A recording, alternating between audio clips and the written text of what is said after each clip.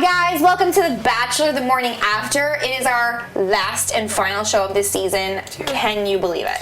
I can. So, Ashley, we're joined by Daniella Monet today. Yay. Thank you. It's like feels full circle. We got the girls back together and we can just end this. Yes. But look towards the future because we have a new Bachelorette.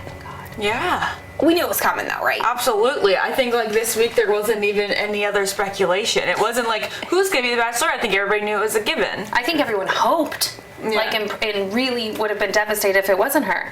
So I haven't talked to you since the Monday night finale.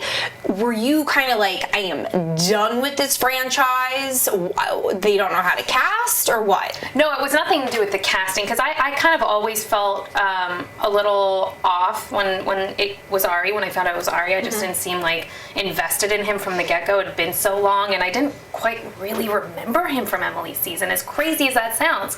And then all the girls I loved. I thought that he had great girls. Such good girls. Great girls. So the casting wasn't something I questioned. I questioned their integrity.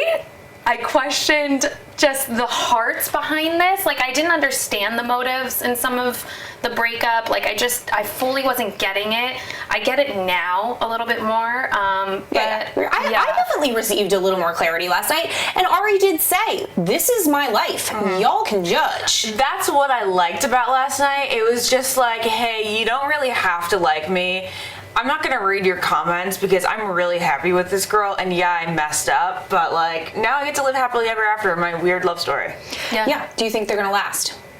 I think she has some growing up to do. I think she's this is a double standard. She seems very mature and grounded because she holds herself pretty eloquently, but I think she has some growing up to do in the relationship department, and that only comes in time, and I don't think he has a lot of time. Okay, well, she's been engaged twice I know. previously, and she's 25, which 26 now. So maybe there is something there where she's just too focused on the marriage component But and so not is the he. actual building of the relationship. Yeah, it's true. Right, and it feels a little antiquated. I mean, of course, I think, many people's goals are marriage, but we push it off a little later. And it feels a little antiquated that is all that's on her mind. And when they reunited in Virginia Beach, she quickly took him back. And this is her quote, which I can't get over.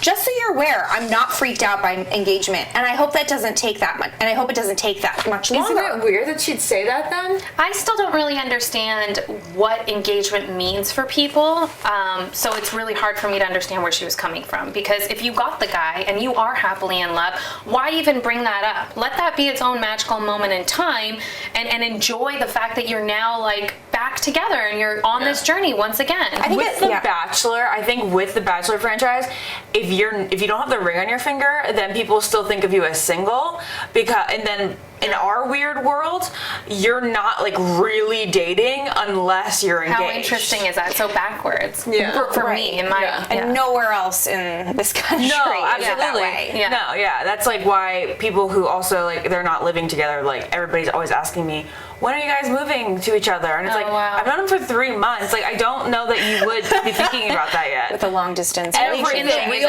world, expedited. like it's nice to have a little dash of the real world when it comes to this show, which I felt like we missed a lot of in this whole season. It's very ironic that this show does make you feel like you're not together unless you're engaged when you actually haven't been together outside the bubble yet. Like you need to be outside the bubble to even get each other. I mean, they said on Kimmel last night they haven't even been to a restaurant together, which I guess that's which is normal true. for this point. I know. It just still feels so weird. And now they're going on a 10-day vacation, which that's basically a honeymoon. It's all backwards. They're all in honeymoon phase. But what's interesting is I've always sort of favored the proposal. I've never really questioned it. I've always been like a ride or die kind of girl when it came to The Bachelor. This is the only time where I felt like nothing made sense to me. Last night I was so just I had so many feelings. I was just totally okay with him, and I was like I was happy to be content with the way the whole storyline was planning out during last night's after the final rose. But then when he got down one day, it was the only thing that made me think, not yet. We all aren't ready for this. Maybe you guys are, but the audience. And if you guys are ready for it, but you don't think, I don't know why do it in public? Is it just because of free ring? I don't know. But why couldn't he have had the balls to talk to ABC and said, listen, like, you guys understand the dynamic and you understand the predicament I'm in. I want to be with this girl. She wants to be with me. I want to propose and I want to make it special for TV. But hell no, I'm not doing it in front of a room full of people that aren't give me the ring. Aren't rooting for me. That aren't rooting for me. And for her too. An alternative could have been like they film it off camera at some point within the next couple months, and then they air it at the beginning of Becca's season. Yes, I don't know. Something. I think yes, and something way more romantic. Yeah. I think that's the perfect idea. After or on their 10-day getaway. Yes. It could have been like this week. It was the placement. Sorry. No, go. No, I was just gonna. It's just such a heated topic for me because I waited almost 7 years to be proposed to, and that's not. I'm not talking about the time. I could care less. It could have been 30 years. It didn't matter to me. But I wanted it to feel special, and I wanted it to be a moment I'll never forget. How simple it was, how extravagant. It didn't matter to me. It just needed to have a certain feeling. That feeling that she had, I'll never understand, because the fact that she looked so elated and so, happy and gracious and excited was so confusing to me. I didn't understand that it almost seemed like she wanted so badly to be engaged. She could have cared less about any sort of just feeling around it. Could you imagine if your boyfriend's ex-fiance was backstage watching that happen?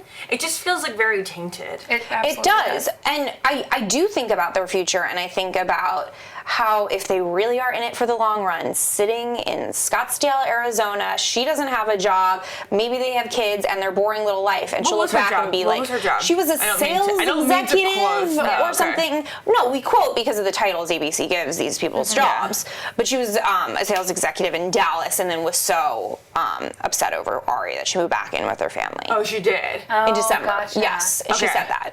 Wait, where was she living before? By that. Dallas. Okay, so she was in Dallas on New Year's Eve with Tia. Yeah, right. So I picture their boring life together, walking their dogs and whatnot. That's why I think it might work, because I think they're both like really trying to aim for the same lifestyle. Yeah. I think that they want boring. Yeah. So, okay, I think we learned a lot for The Bachelorette next season, and that's why people are really going to be invested. If Becca's not feeling her top two, you think she'll get engaged? No. And what other changes do you think we're going to see? Becca's how she does things and how production does things. What other changes? I don't know. I think, I'm kind of surprised by Becca. I know that she's a strong girl, but I'm so surprised that she's so still on the bandwagon. And I think she'll still be on the bandwagon. Whatever ABC, suggests, she'll probably be okay with. She's a lover. She has a big heart. She's not one to like raise the flag and call things, off. So I think that she's gonna do exactly what she's supposed to do and be the best Bachelorette, like she said. Her guys are great. So far. Yeah, let's talk about them. I mean, we got to see 5 last night, one more than we got to see with Rachel. And they picked, probably the cream of the crop of her pool. So, yeah. But because that guy who was doing the banjo or whatever, Ryan, so cute. He is so my type. The guy with the accent, so cute. Lincoln, cute. I mean, he's gosh. so cute. Like you knew that they were like, this guy's gonna kill it, so he's going out there first. Yes. And he had a swoon in my family room, and then the horse guy was a great exit strategy. You get back up on the horse, and the guy was so sweet. And he was. So, and last year I was just trying to think back to Mario, Dean. Right. Mario. Yeah, I was sitting with Dean watching this. I was like, Dean, you're such a has-been now. That's right. Yeah, I just got super excited, and she was looking damn good last night. So good. I even posted on my Instagram, like, I will propose to you. I'm like drooling. She was amazing. So, I guess we should just wrap up with any other thoughts. I mean, the biggest thing I love to bring up is the fact that, I don't know if you saw, Lauren's mom in the audience right after the engagement looked miserable. They all did. I mean, even Arie's parents, like, I've never really seen, we've never seen emotion we from know them, where Arie comes which is from. fine. Yeah. Which is fine, because he's actually very emotional in comparison to his family. You think so? Well, not according to Monday night, but okay. Yeah. But yeah, that was a weird reaction to see from her mom, for sure. She looked very perplexed. The mom is not used to like thinking, oh, the camera's gonna hit me now. Yeah. So that was genuine. Yeah. I think they're going to have a lot to figure out. They have a lot to figure out. I actually think that they might last.